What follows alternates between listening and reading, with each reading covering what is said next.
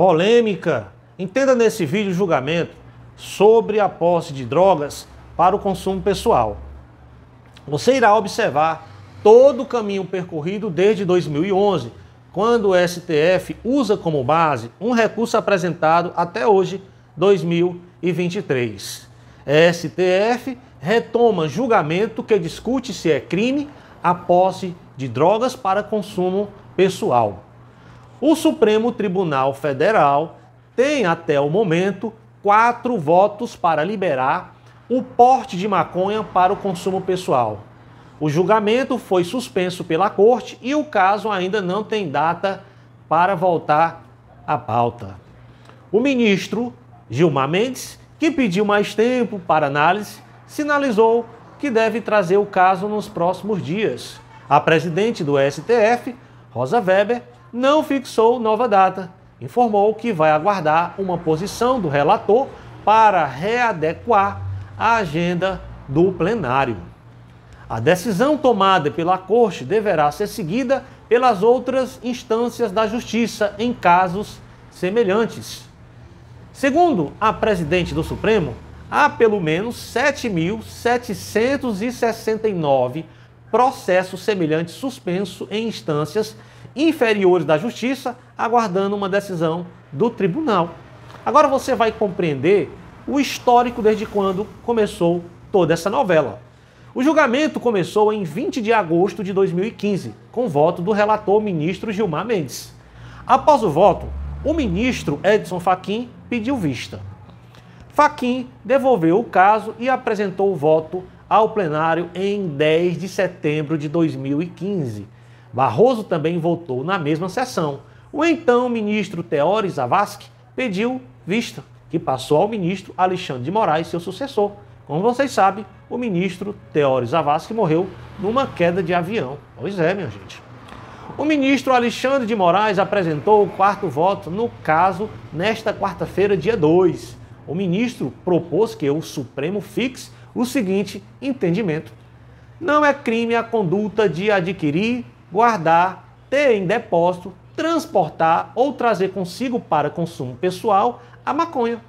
Além disso, diz que será considerado usuário quem adquirir, guardar, tiver em depósito, transportar ou trazer consigo de 25 a 60 gramas de maconha ou 6 plantas fêmeas. O voto de Gilmar Mendes, que é o relator desse processo todo, é o relator, o ministro Gilmar Mendes. O relator do caso, o ministro Gilmar Mendes, apresentou seu voto em agosto de 2015. Na retomada do caso, nesta quarta, pediu prazo para analisar as manifestações dos demais ministros. À época, votou a favor da descriminalização da posse de drogas para uso pessoal, sem fixar restrição em relação à substância. Aí você vai acompanhar aí também o voto do Edson Fachin. O ministro Edson Fachin apresentou seu voto na sessão realizada em setembro de 2015. Defendeu que a liberação do porte fique restrita à maconha, mantendo as regras atuais de proibição para as demais drogas. Devem ser mantidas como crime a produção e comercialização da maconha. Propôs que o Congresso precisa aprovar uma lei para distinguir usuário e traficante, estabelecendo, por exemplo, quantidades mínimas para essa caracterização. Agora, o voto de Luiz Roberto Barroso. O ministro Luiz Roberto Barroso, também na mesma sessão que Edson Fachin, assim como o colega, entendeu que a descriminalização do porte individual deve se restringir à maconha. Pasmem, meus amigos, imagine se fosse liberar o restante dessa drogaria toda. Propôs um critério para definir quem seria enquadrado como usuário. Para o ministro, ficaria liberado o porte para consumo pessoal quem estiver com até 25 gramas de maconha ou cultivar até 6 plantas cannabis fêmeas para o consumo próprio. Aí você vai entender agora o caso concreto. Ó. O debate no STF ocorre tendo como base um recurso apresentado em 2011. É isso mesmo. Olha aí quando que começou tudo isso. Após o flagrante de um homem que portava 3 gramas de maconha dentro do centro de detenção provisória em Diadema, São Paulo. Aí vem aí a Defensoria Pública e dá um parecer. Olha o que disse a Defensoria Pública. A Defensoria Pública questiona a decisão da Justiça de São Paulo que manteve um homem preso.